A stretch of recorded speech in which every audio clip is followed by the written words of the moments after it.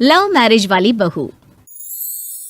सुबह का वक्त था और सरला जी काफी उदास चेहरा लिए हुए पार्क में बैठी हुई थी।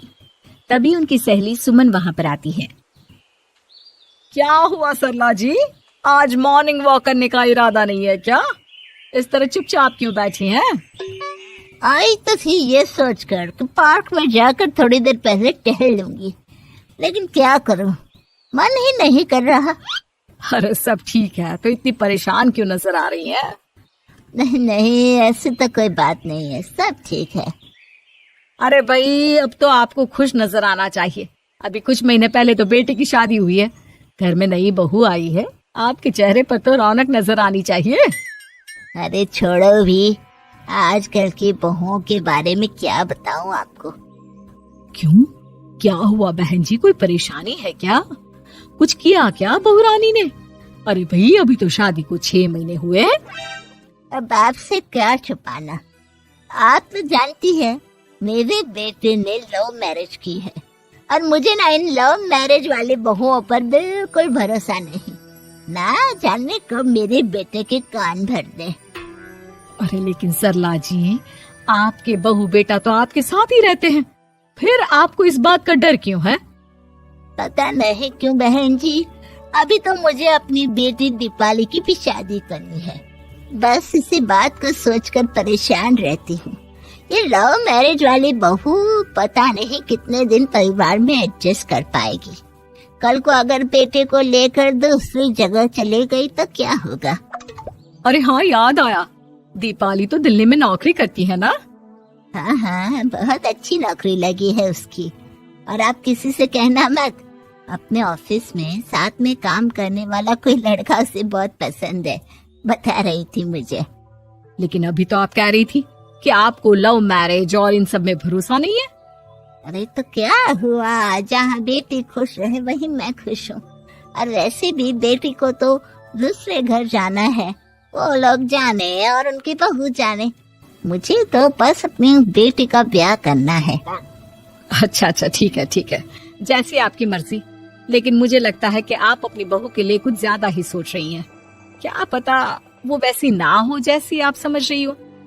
सरला जी अपनी जगह से उठते हुए कहती है, अब ये तो भगवान जाने, बस मेरी बेटी दीपाली की शादी उसकी पसंद से हो जाए तो मैं गंगा नहा लूं। चलिए बहुत देर हो गई है, मैं भी अब घर जाती हूँ। अच्छा अच्छा ठीक है, मैं भी चलती हूँ। अगले दिन जब सरला जी अपने घर पर बैठकर चाय की चुस्कियां ले रही थी, तभी उनकी बहू वहां पर आती है।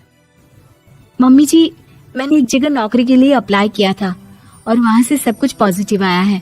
मैं भी नौकरी करना चाहती हूँ ताकि घर के खर्चों में थोड़ा हाथ बटा सकूं। अरे बहू, तुम्हें नौकरी करने की क्या जरूरत है? मेरा बेटा अच्छा खासा कमाता है, क्या तुम्हें किसी बात की कोई कमी है?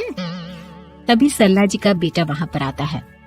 नहीं माँ, उसे किसी बात की कमी नहीं है, लेकिन वो इतनी पढ़ी लिखी है और अगर नौकरी करना चाहती है तो हमें उसे नौकरी करने देना चाहिए। कुछ पैसे घर में आएंगे, हम सबकी मदद हो जाएगी। तुम तो ऐसे कह रहे हो बेटा जैसे ये घर तुम्हारी पत्नी की कमाई पर ही चलता है। अरे नहीं नहीं मम्मी जी, इनके कहने का ये मतलब नहीं है, बस मेरी ही नौकरी करने की इच्छा थी, इसलिए आपकी परमिशन चाहते हैं। अब भाई, मेरा बेटा तुम्हें लव मैरिज करके घर में लाया है, मैं तुम्हें कुछ कैसे कह सकती हूँ? जो मर्जी आए करो। सरला जी का बेटा और बहू वहाँ से चले जाते हैं। अब उनकी बहू नौकरी करना शुरू कर देती है। कुछ ही दिन बाद सरला जी की बेटी दिल्ली से अपने घर आती है और अपनी माँ से कहती है, माँ, मैंने आपको बताया था ना, मुझे अपने ऑफिस में साथ काम करने वाले एक लड़के से बहुत प्यार है, मैं उससे शादी करना चाहती हूँ। माँ, हाँ हाँ, तो मैंने कब मना किया? अगर तुम उसे पसंद करती हो तो उसके घर वालों को कहो, हम आपस में बात करके तुम्हारी शादी तय कर देते हैं। अरे लेकिन माँ, एक बहुत बड़ी परेशानी है। क्या परेशानी है बेटा? माँ, वो लड़का बहुत अच्छा है, लेकिन कुछ ज्यादा ही पैसे वाले घर से उसके माँ बाप। उन्हें मेरे और उसके रिश्ते से वैसे तो कोई परेशानी नहीं है, लेकिन वे चाहते हैं कि शादी 5 स्टार होटल में हो। अरे ऐसे कैसे, हम तो मिडिल क्लास लोग हैं, हमारे लिए 5 स्टार होटल में शादी करना कोई आसान काम थोड़ी ना है। लेकिन माँ, मैं क्या करूँ? मैंने उनसे बात करने की बहुत कोशिश की, बस एक इसी जगह बात अटक गई है।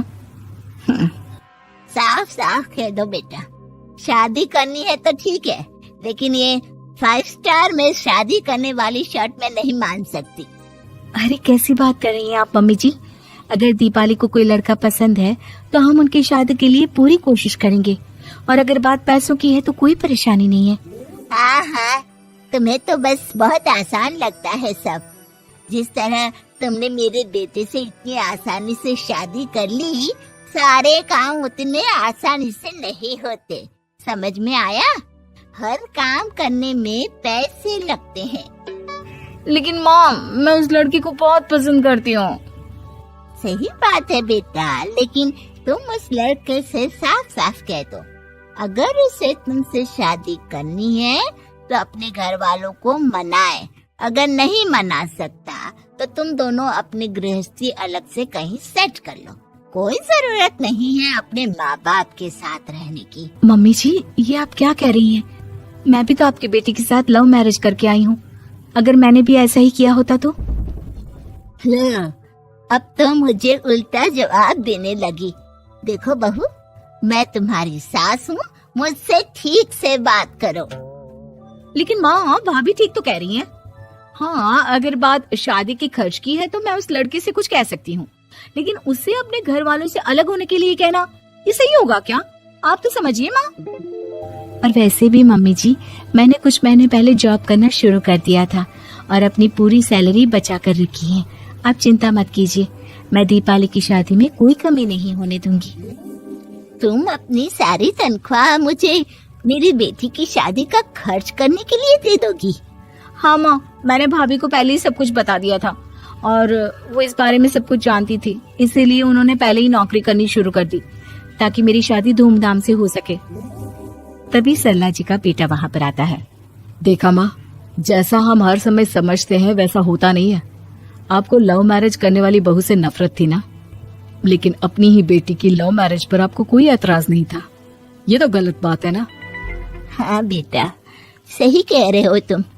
बहू, मुझे माफ कर दो, मैंने तुम्हारे बारे में गलत सोचा। आज से मैं बहू और बेटी में कोई फर्क नहीं करूंगी, और अपनी लव मैरिज वाली बहू से तो बिल्कुल नफरत नहीं करूंगी।